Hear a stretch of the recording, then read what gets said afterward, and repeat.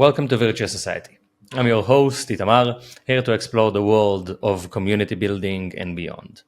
Today, we're joined by Jackal, the head of community for ZeeVerse, a free-to-play monster-tamer RPG. Jackal plays a crucial role in building and nurturing the ZeeVerse community, ensuring it thrives in the evolving and hectic landscape of Web3 gaming. I'm excited to have him here to share his insights about all things community. Enjoy the episode. Hey, Jackal, welcome. Lovely to have you here. Hello. GM. Nice to meet you. I wanted to dive straight into it and simply ask you, why does your work as head of community matter? That's a good question. I think especially in web, I think it matters in all fields of uh, product that includes users and community-based content, especially in gaming, in both Web2 and Web3 gaming. Community is what drives the development of the game because the director, you have the initial vision for the product, but uh, the product evolves, and usually it evolves based on the feedback you receive from people that use the product, which also is the community, right? Nice. These are the people that come around, play your game, or use any product of yours and give feedback. Nice. And it's funny because for us, it's almost it's almost like the nature of the space, which I think it is quite of a bubble. The fact that you refer to community as the driving force that kind of shapes the product, which I think is something that is very unique to Web3 and Web3 gaming, which is interesting. Yeah, but then again, is it like if you take a step back and look at like how Web3 projects and products develop, uh, it's also you have the developer has the initial vision, but also if, for example, if you're just a baby product, maybe just an idea, what do you need? You need investment, and then you try to also develop the project. For example, you're talking with investors and they give you feedback, maybe that feature in some sense, that's also kind of a community, these people that give you feedback and drive your product further as well. Yeah, so it starts with the internal community pretty much Yeah. that could have external forces like potential investors and the team who just shapes the initial idea, and then you kind of birth it into the world, and people who rally around that becomes now the community that shapes the future of, if I'm kind of translating the stuff that you are saying in a correct manner. No, you're doing amazing. Yeah. Nice. Thanks. Perfect. Amazing. So, what does your role as head of community involve? Because you're the head of community for ZeeVerse. We had several people who hold that title. I hold the title myself, and I know that the job differs depending on depending on the project, depending on where you work. So it means a lot of things. So I wanted to just quickly just go over and see what does your role involves. Uh, I'm a very what would be the best way to put it? A very undertaking person. So what my role essentially involves has really developed throughout my being here at ZeeVerse. But it's mainly obviously the community work, managing such an interesting concept for community work. But yeah, managing that. Also, I'm in charge of ZeeVerse's socials. I write a lot of copy, be it, for example, the names, the descriptions of objects, going through the UI, trying to optimize that writing. Additionally, all of the Medium articles, since my being here are written by me. uh, and also I'm active within the team itself. All of the brainstorm meetings and stuff like that. I'm like a that's not a You're the real creative role, but force, like a pretty chief much. yapting officer, because I just to talk a lot. Nice.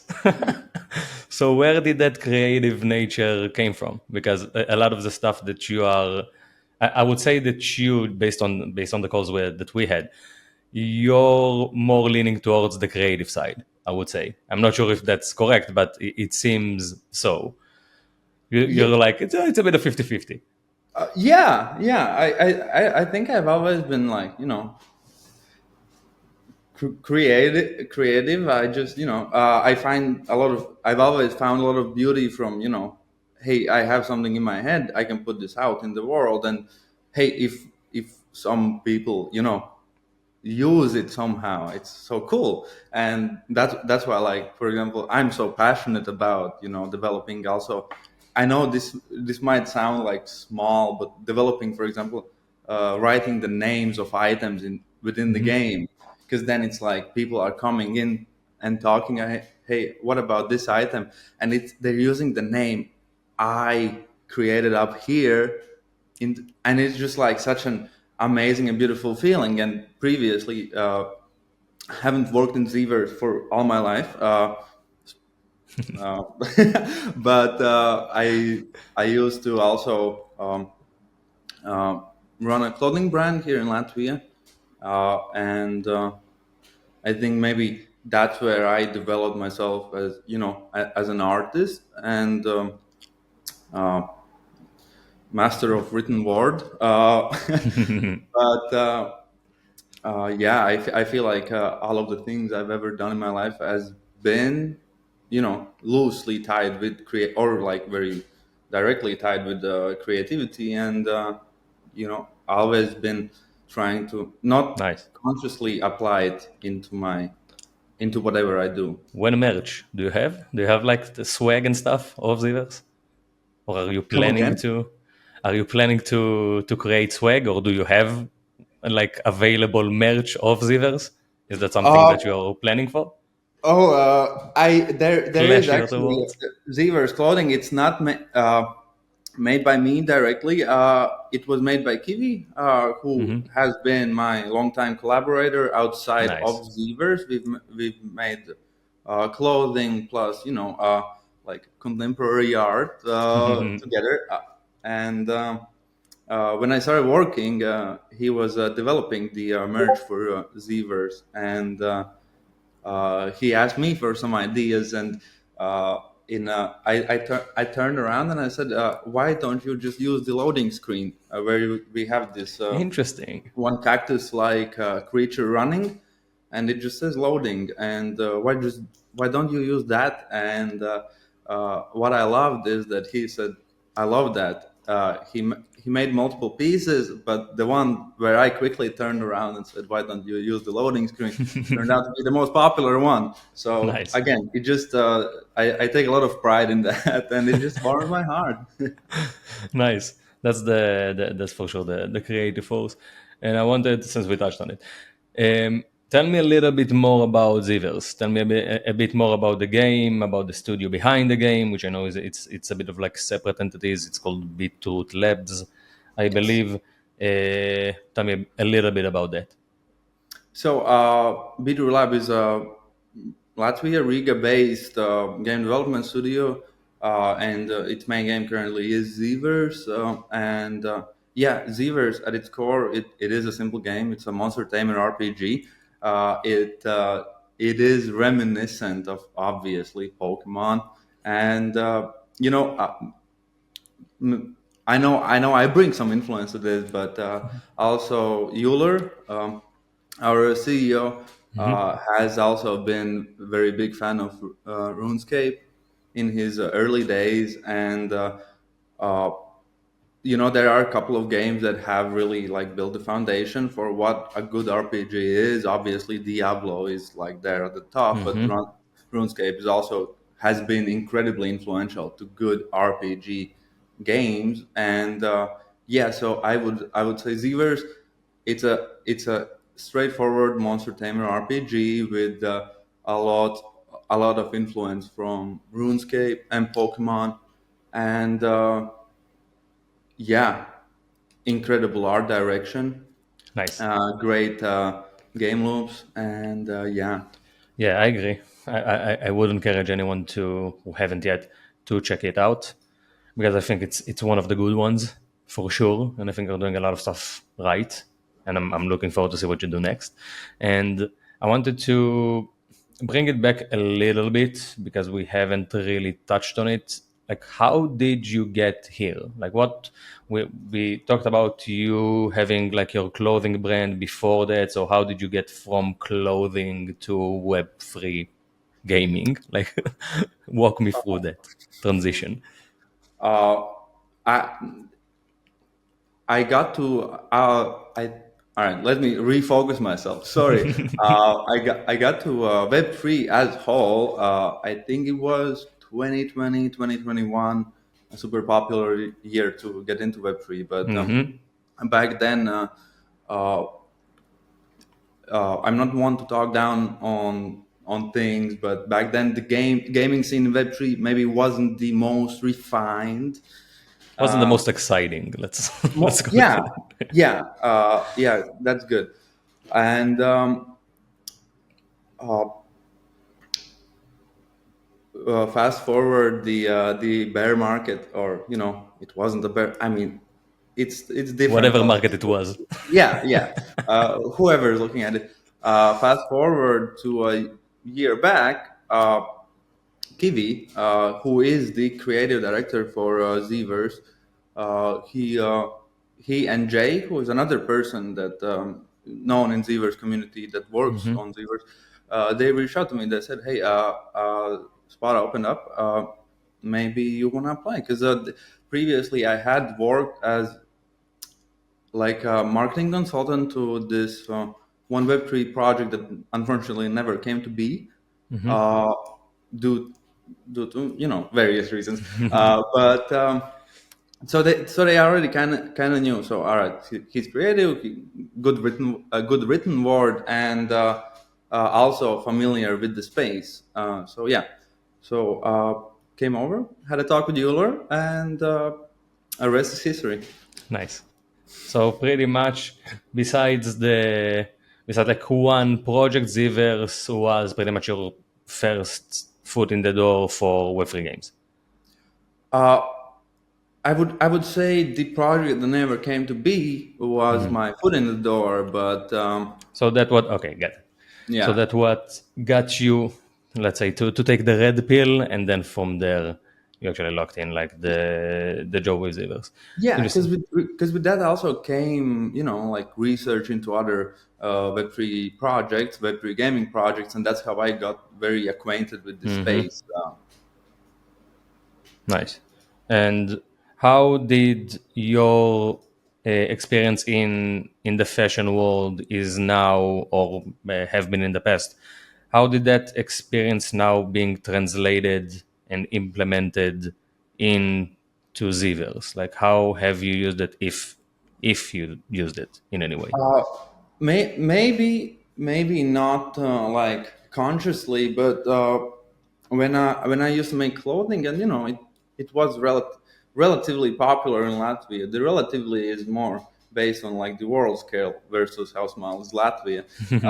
But I never did any like paid marketing or anything, and it grew to be organically, and it just maybe how I also approached people. Like I wasn't never like asking for them to buy it and stuff like that, and I was focusing on putting out the content there, and perhaps uh, the fact that I wasn't trying to sell it sold it better, and not directly, but a parallel if I had to create would be that as a head of community in ZeeVerse, I am not a customer support, uh, and I give information, and I love talking, and you always will find me in the Discord, but I'm not there to like answer all of the questions.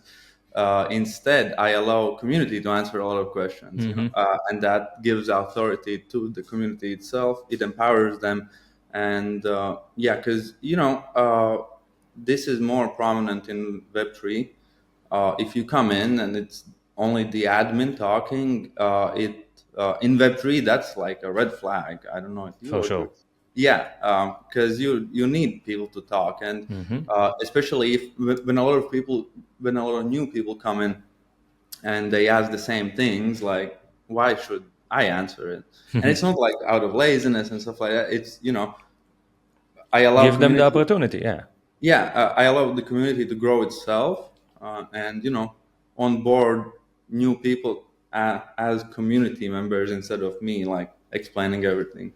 And Yeah. maybe that abstaining of always being there is something I learned to be incredibly effective throughout my years as a designer. Nice. So if the community isn't necessarily picking up on questions and isn't necessarily answering questions for you, how would you recommend that to happen? Like how do you recommend creating that culture of people answering and helping each other or new members and old members and everyone?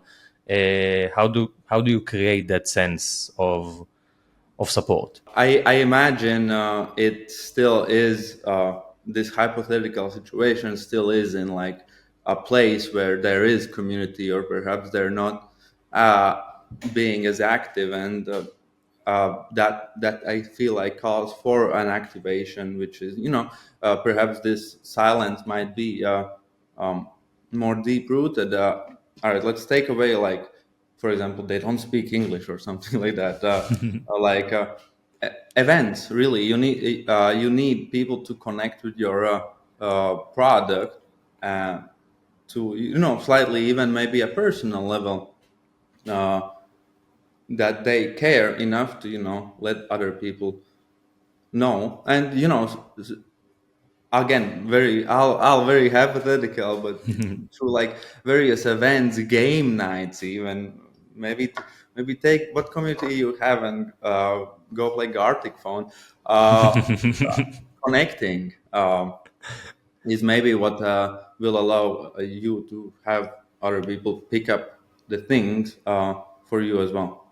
So if I'll summarize kind of, you think that if the community doesn't necessarily pick up and being supportive, that's kind of the root of a bigger issue. So maybe they don't feel as connected to each other in order to do that. Maybe they don't necessarily care enough. So that means that you need to create more opportunities for them to kind of connect with each other, with the product, with the team. Yeah. Got it. That makes sense. That makes a lot of sense. How has like your experience thus far shaped the way that you approach community building in ZeeVerse? So like how everything that you've done, and we didn't necessarily talk about your stint as a content creator, like you mentioned it, but maybe we can dive deeper into that, because I think you have more of an understanding about content than most of the people that I've interviewed thus far. I think it's a good route to explore, and I would be interested to know how you are using it in order to engage and also to grow the ZeeVerse community. Aside me thinking what is significant and what isn't, I do have gotten a good grasp over these years on how to engage people and how to keep them engaged. But it's like it's also really hard to just like list it out like, oh, this thing works and this thing doesn't. I feel like what I have built throughout the years is like a personal compass, but it goes deeper also, like what is cringe and what isn't, because I haven't really heard anybody else talk about it, but a lot of like this blanket content, these blanket announcements and Yeah. blanket chills, they come off as so lifeless, so soulless, and so cringe. And when I'm producing content or writing or stuff like that. I'm also like, sometimes I write something and it's like, I can't. It's just like it says what it needs to do and it does what it needs to do, but I just, an You need a inside job soul. that I've built by, not even consciously analyzing the content I've and others, peers or just people in the space have created. Uh, some I find good and some I don't find. Maybe the inner voice and the compass I've built, maybe just, maybe to others they find it, bad Cringy. or subpar and stuff like that. It's not an universal thing, but as far as my experience goes, I'm in the clear, hopefully. But yeah, and it just goes together with the community, like the announcements, the events, the way I talk to the people. It's I'm also trying, not trying. It comes supernaturally for me, but uh, uh, be different than like just basic robotic answers Hmm. or like very authoritative, like I am the higher up and stuff like that. And Hmm. maybe that my work with people in the past have made it easier for me, to maybe not have this wall between me and the people and not create this wall between the content I publish for them. Nice. So keeping pretty much like a friendlier tone and a more chill tone, for lack of a better term, really. I think Yeah. that's interesting because that's something that we have implemented to the Game 7 Twitter account. The community has always kind of been like that, but we've implemented to the Twitter account and it really helped. Like we're still doing the announcements as you do, like all the threads and Yeah. the, like announcing big stuff. Like you need to do it in a certain way. Yeah. That's a given. But in terms of the replies and how we engage as the Game 7 voice is now very much different than what it was. It was super serious, super like Mm. I don't know, super businessy, and now it's more like your like your ordinary degen. Like we're speaking in the same language as we Yeah, are speaking between ourselves. So yeah, yeah, because at the end of the day, who is writing these answers? The yeah, ordinary degen. And who is reading them? The ordinary degen. It's like, y- you fit in. And yeah. I think that's key. That's for sure. Like we've saw the impact of it 100%. What would you say were the biggest challenges that you faced thus far with ZeeVerse from a community perspective, obviously? It is challenges, but it's like these small little things sprinkled all throughout, the everyday life. For example, when an update goes out and something goes wrong, and then it's like I have all of these people in the Discord and being upset at me because for people in the Discord, they also, for them I am also the lead developer, the lead Yeah, art you're person. the first line of fire Yeah, and you will get it. Yeah, for yeah, sure. but uh, the like if I had to, there was one moment where it like really put a- all of it to test, like me, my Hmm. character, and my mental health, which was the Harvester event together with Treasure when we had. Which turned out to go for like a month. We had Hmm. like permit. I'm trying to not chill anything, just straight to the challenge. Don't worry about it. We had these permit distribution events, and these Hmm. permits do have monetary value to them. Either they allow you to, stake the magic and gain out of it, or sell them for a pretty penny, actually. So we had like all of these permit distributions. The first week was through like dungeons and skilling, fishing. You could fish them Hmm. out, and uh, knowing that the permits are limited and people are going into the game and they're starting to, for example, fish or go into the dungeon and they're not getting it, they're coming to me and it's like, this is messed up, this doesn't work, and Yeah. I'm getting so much negativity there. uh, I had a person that was that multiple times loudly accused me that I've had him blacklisted from receiving drops because he has gotten drops in the past. And I mean, there's obviously no such functionality whatsoever. It's just like, there's random chances, RNG. But really, the biggest challenge came when the V2 rolled in, where tournaments started to take place, where people were supposed to fight with each other on even ground, and then the higher you rank, uh, the more permits you get. But also you could select a tribe, uh, and if your tribe ranks higher, you get additional permits from that. So a lot of people, so many people trying to compete, and the tournament do uh, crash or something like that quite often, that it turned out to be very long thing, and I had to be up for all of the tournaments. So for like 2 weeks or 3 weeks, I woke up at like 6 a.m., went to sleep at 2 a.m., Yeah. maybe a little nap during the day. And all the time, whenever like tournament goes wrong, I need to like be there and realize like, what do we do? Do we like reschedule? Does this not count? And so, and having to make these decisions while being under constant Sleep uh, deprivation, yeah.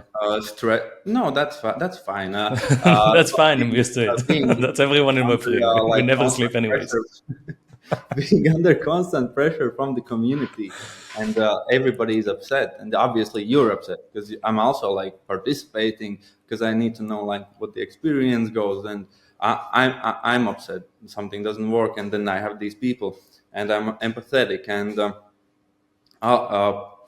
in the end, there was also additionally an issue with one tribe that we got so much evidence against that they were actually exploiting the tournament.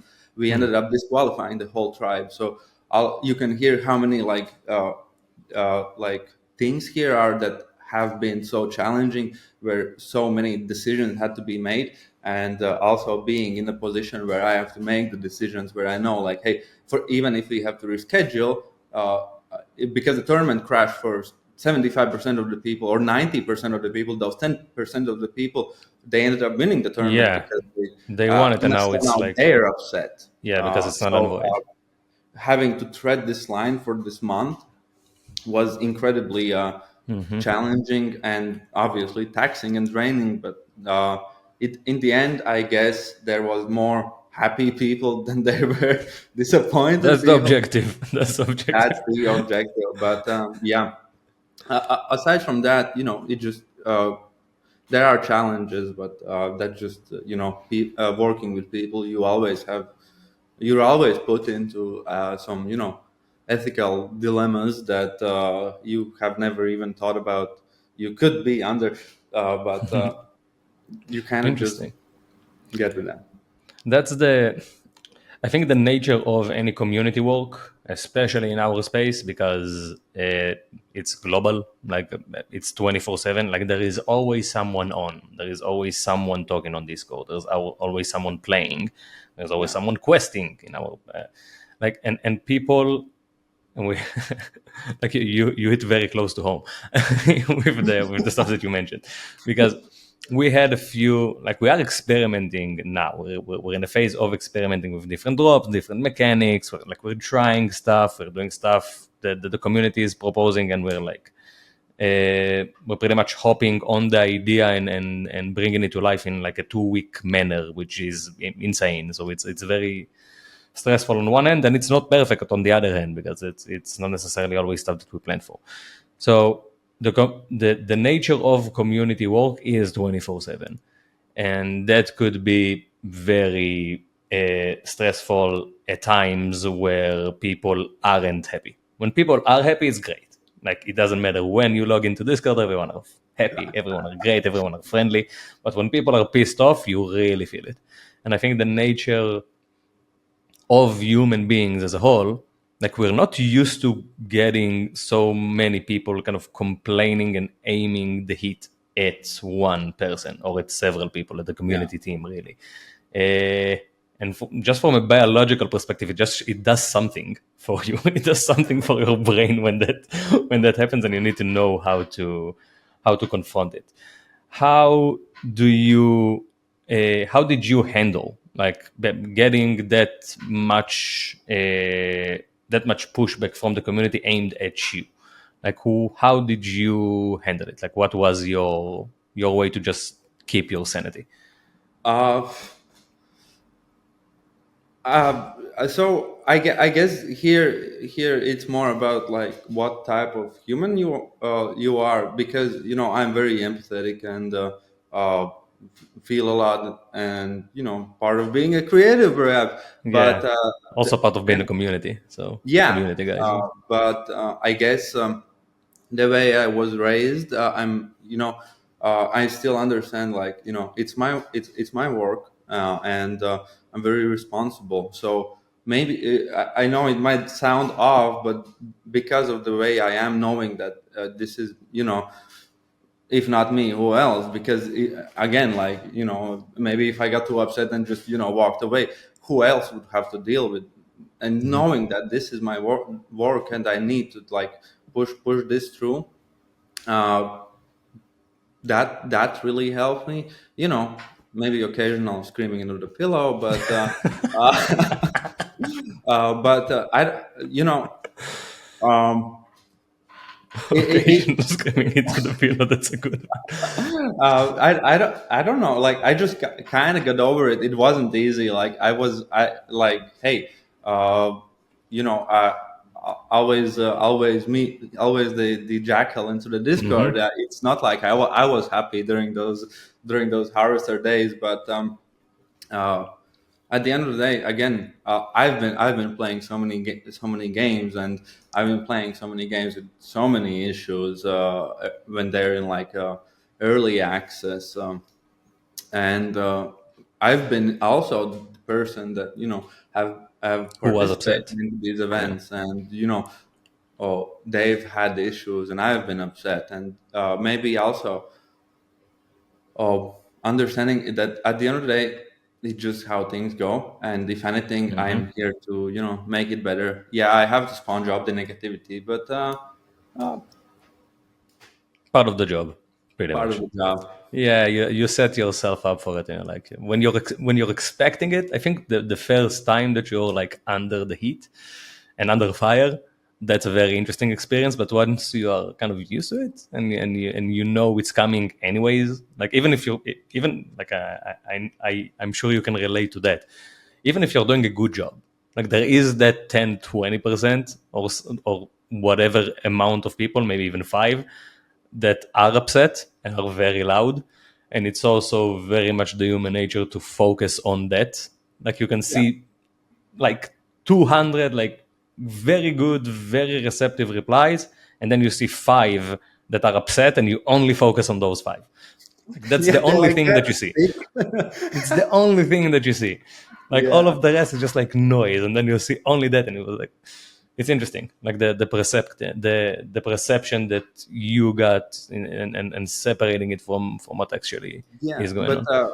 here also, like when you mentioned, I don't know, maybe I'm answering a question down the line here, but also what I do wanted to add, as a community manager, you are kind of this bridge between the people and the developers, and it kind of goes together with what I mentioned earlier on. About how the vision changes based on the community, and you are Hmm. kind of this bridge that changes it, uh, and you have this negativity. You put out this update, and you have these five people unhappy, and instead of being out there in the Discord and alleviating the situation with them, sure.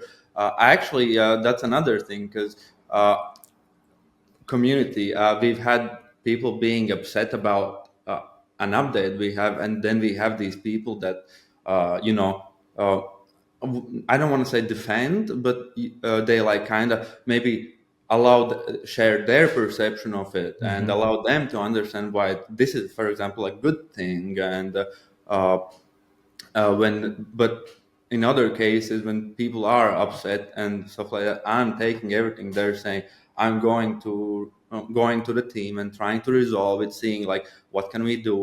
Hey, can we resolve this in the next update?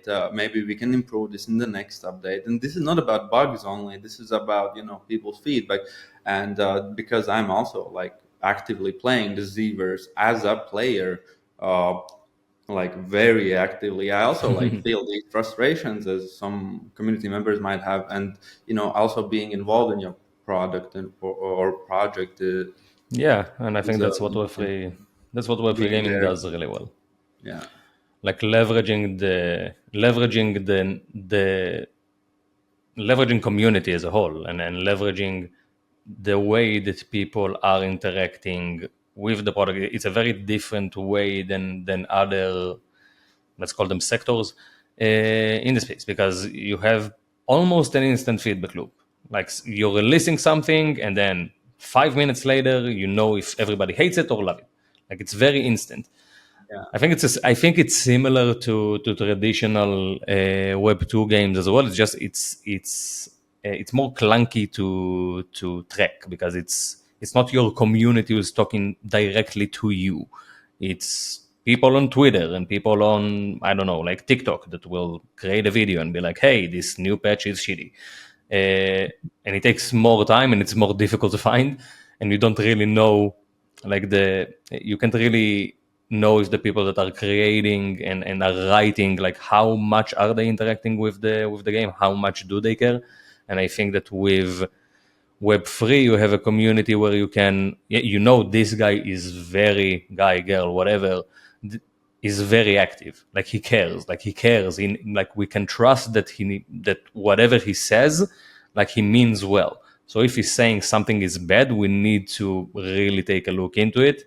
And I think that the more just the friendlier nature of it, and just the more boots on the ground nature of how we utilize communities in Web3 just helps us do things faster, really, if it's being utilized well. So yeah. I actually do agree. Uh, One thing to add, obviously, in Web3. Updates and everything, there's a different type of pressure because either new NFT drops and stuff like that. You have a different type of pressure which Web2 community or project games do not necessarily experience, but because they did one bad patch or something and they just revert it and stuff like that. And it's slightly different, but I think it's more actually, intense. I would say yeah, that for sure. It's more intense. That's intense. the I love that. That's a Yeah. good one. We have. I'm sure you hear that. I'm sure you have a lot of people from the community kind of reaching out, asking, "Hey, is there a position?" or like looking to get into the team. And I think, like being in the space, I think me and you share pretty much kind of the same timeline. I I would say I joined the space full time in 2021, like early 2021. I was like kind of doing whatever jobs in the 2020 bull run, mainly just telling NFT like PFP projects, "Hey, don't launch, you will lose all your money." That was pretty much my best advice to everyone. and and then I started to actually like work full time in Web3 very later on in gaming. Uh, it's a very hectic space, and I think that's something that not everyone thrive in Web3 games. There's a lot of people who will burn out pretty quickly, because it's hectic and you need to like chaos and you need to like uncertainty, and you need to enjoy kind of the chaos that is Web3 games. Because everything is going on at once and the market is crazy always, pretty much. So if you are considering like hopping in, trying for your first Web3 gig, I would say try something like maybe part-time or whatever first, to see if the nature of the work makes sense to you, because it's hectic. Yeah, 100% agree. Nice.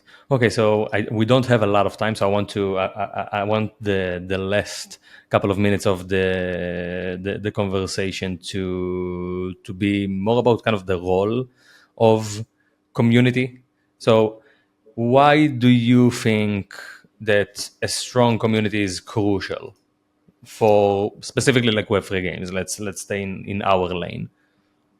Yeah, as I think we've touched upon this like three times. Strong community is crucial for any project, but I do think like in Web3 there's more nuance on it because I'm kind of regurgitating what I said, but I think it ties together.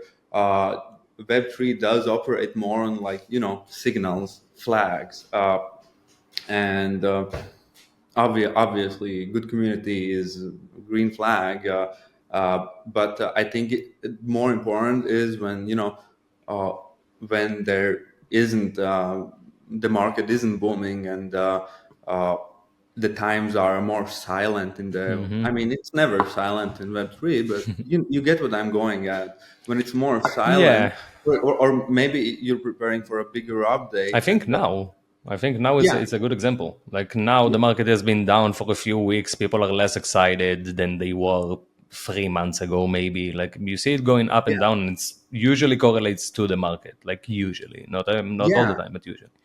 but then if you have a strong community, they actually still come back, arrive, give you feedback, or again